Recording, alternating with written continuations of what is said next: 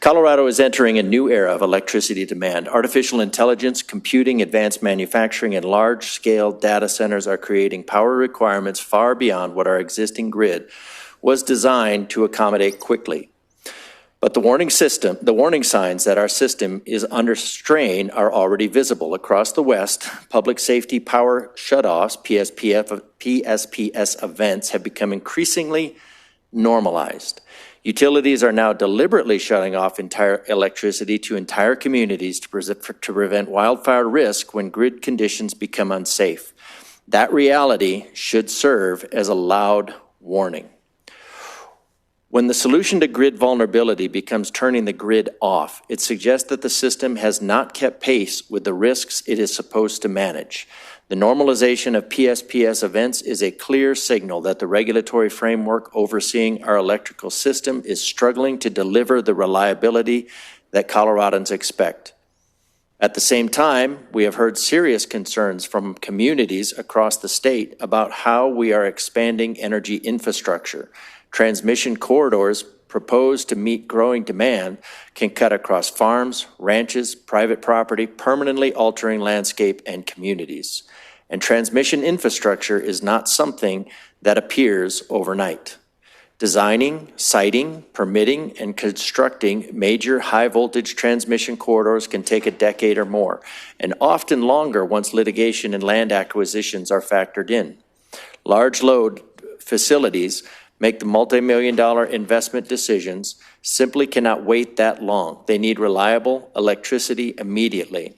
Without another option, those facilities will locate wherever excess grid capacity already exists, even when that land might otherwise be better suited for housing, community development, or farming.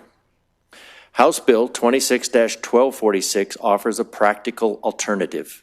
The bill establishes a framework for consumer-regulated electric utilities, privately financed power systems built specifically to serve large new industrial loads. These systems operate independently from the traditional grid and are not treated as public utilities so long as they remain physically separate and do not serve the public. This concept is new, but gaining momentum across the country. In 2025, New Hampshire enacted legislation allowing off-grid power providers to serve large non-residential users.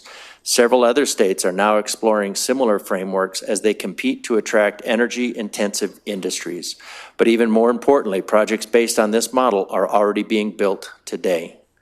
Across the country, major technology companies are constructing private microgrids and behind-the-meter generation systems to power new facilities rather than waiting years for utilities to expand the grid.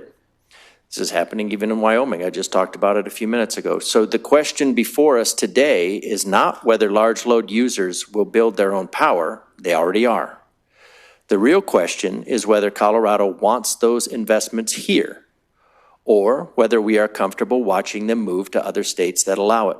House Bill 26-1246 allows Colorado to compete while protecting existing electricity customers. It ensures that large, new electricity users finance power systems required for their operations rather than shifting those costs onto households and small businesses. It reduces pressure to build new transmission corridors across private land and rural communities. Today we heard about the problems with that. A couple days ago with the House Bill 26-1278, we heard about the devastating community stories from what our power companies are doing to stretch these transmission lines. It improves resilience by enabling islanded systems that can operate independently when the grid is under stress. And importantly for Colorado, it allows modern generation technologies that rely on air cooling rather than water-intensive evaporative cooling systems, conserving one of our state's most precious resources. History shows that early adoption of new policy frameworks often determines which states capture emerging industries. States that move first attract investment, innovation, and economic growth. States that wait often find themselves years or decades behind. House Bill 26-1246 gives Colorado the opportunity to lead rather than follow. For these reasons, I respectfully ask for the committee's support. And one thing I looked up earlier today is the transmission losses are probably around upwards of 5%. So that means we have to just to get the power to a station from across the transmission lines means at least 5% extra generation is required. That generation, of course, would be better served in terms of serving the large load user as opposed to being strung across from a centralized location. So looking forward to hearing from the witnesses, and yeah, ready for your question.